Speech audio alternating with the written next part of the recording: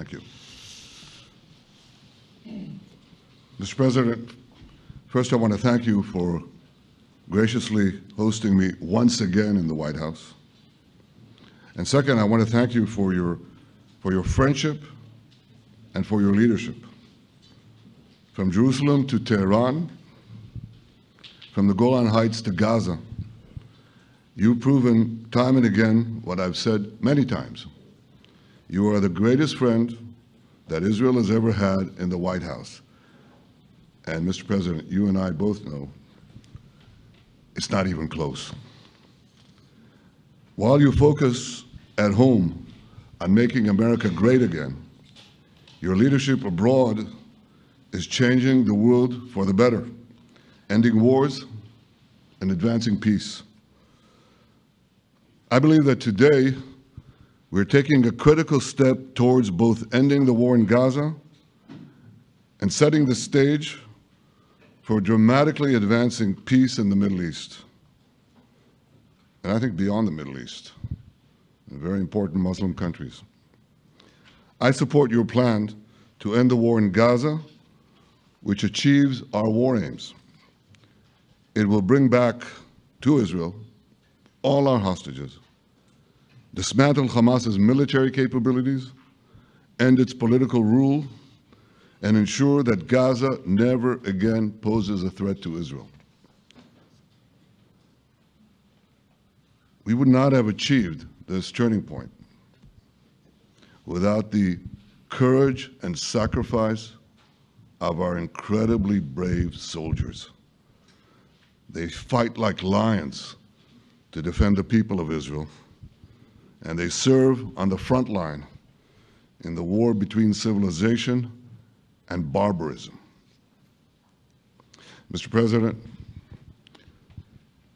when our two countries stand shoulder to shoulder, we achieve the impossible.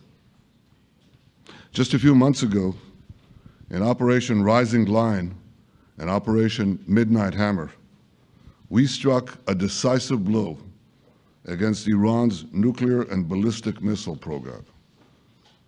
Your bold decision to send those B-2s made the region safer and the world safer.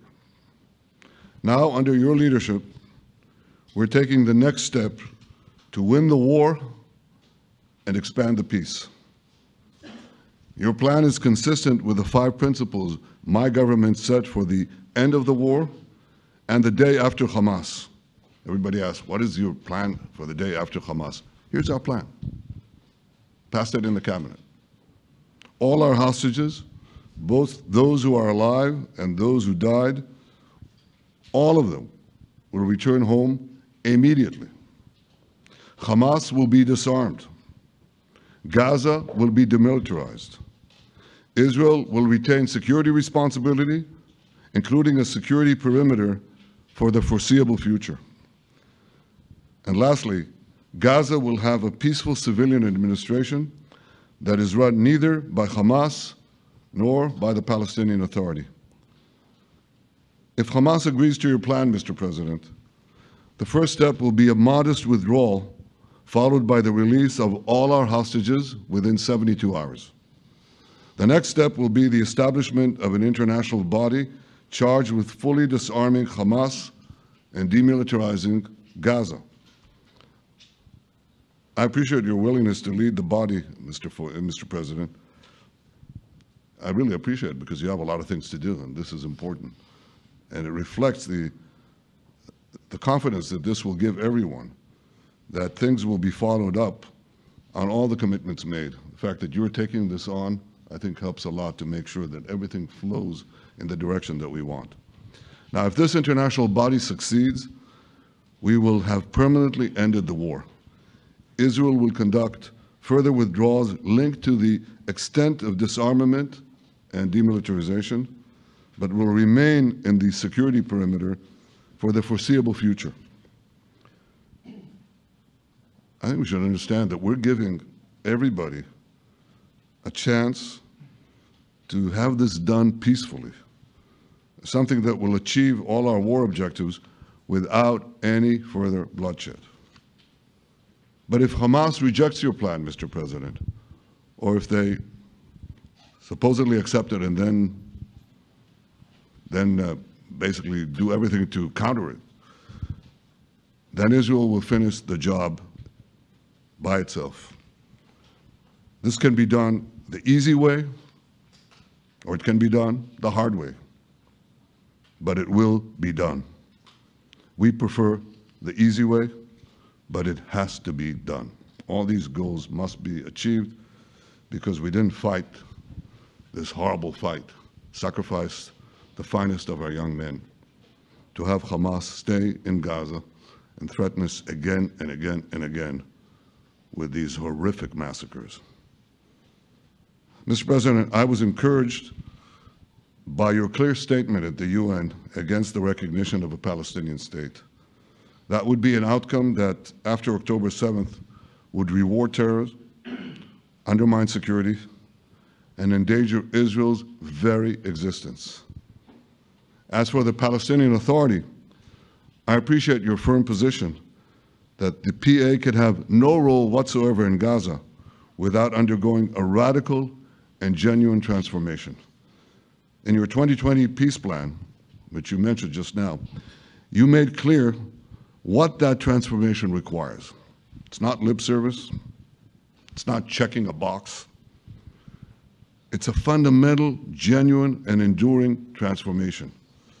And that means ending pay to slay, changing the poisonous textbooks that teach hatred to Jews, to Palestinian children, stopping incitement in the media, ending lawfare against Israel at the ICC, the ICJ, recognizing the Jewish state, and many, many other reforms.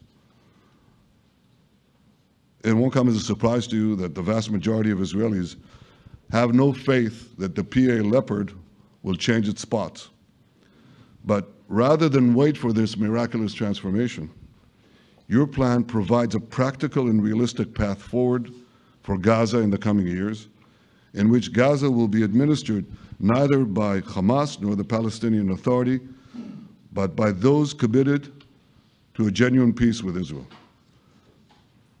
I think this can be not only a new beginning for Gaza, I think it can be a new beginning for the entire region. Under your leadership, we can re-energize, well, I've got to contribute my own, we can re-energize the Abraham Accords. That's what it's called in the original Hebrew, Abraham. Abraham is fine, Abraham, however you want to call it. Under your leadership, Mr. President, we can re-energize the Abraham Accords that we forged 5 years ago. We can expand them to many more Arab and Muslim nations that choose moderation over extremism. I think there's an opportunity here. It's not going to be easy, it's tough going, but I think if we succeed, you're absolutely right. We're going to open possibilities that nobody even dreamed of. But I think we dream of them. As you've told me, Mr. President, and you've told the world many, many times, you said, remember October 7th. Remember October 7th. And we do. We will never forget the horrors of October 7th, and we will do whatever is necessary to make sure they don't happen again. Since October 7th, Israel's enemies have learned a hard truth. Those who attack us pay a heavy price, but those who partner with us advance progress and security for their peoples. President Trump just said it, it's also in the Bible. It says, those who will bless you will be blessed, and those who will curse you will be cursed. And that's actually what is happening. We want the blessings. I think we've done a lot in the past 2 years to end the curse. We're not finished, but we've done a lot. And we've done a lot together to end the curse.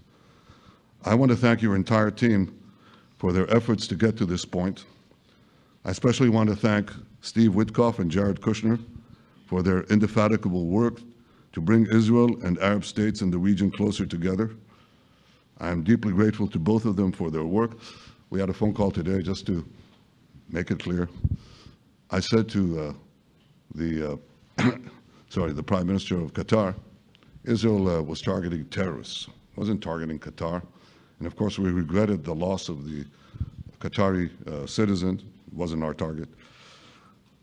And I very much appreciate President Trump's proposal to have a trilateral body, the United States, Israel, and Qatar, to work out respective grievances. There are quite a few. But if we could try to mitigate them or put it on a different footing, I think that'll be good for everyone. Above all the people, the fine team, the many helpers who've done this, I want to thank you, Mr. President. History has already shown that under your leadership, Israel and America can change the face of the Middle East. And today I'm hopeful that your plan to end the war in Gaza will do so again and do so soon. It will free our hostages, end Hamas's tyranny in Gaza, and enable a more secure and prosperous future for the peoples of our region. Thank you, Mr. President. May God bless America. May God bless Israel. May God bless the indispensable alliance between our countries. And may I add in Hebrew, G'mal Chatima Tova, may we all be inscribed in the book of life. Thank you. Thank you very much, Bibi. So I think while we wait for these documents to be signed and get everybody in line, I think it maybe is not really appropriate to take questions. I'm meeting with, as you know, a couple of Democrats in a little while about the country, about keeping our country open. They're going to have to do some things because their ideas are not very good ones. They're very bad for our country. So we'll see how that works out. But this is something that was really historic today. This was something that was amazing. I think, Bibi, I mean, depending on you, I think while we're waiting for signatures and waiting for approvals from a lot of different countries that are involved in this, we probably shouldn't take questions? Or would you like to take a question or two from perhaps a friendly Israeli reporter, if there's such a thing? That's a very, very tough proposition. But I would think, Mr. President, that I would go by your instinct that this is, we'll have enough time for questions. Let's settle the issue first, I think. Thank you very much, everyone.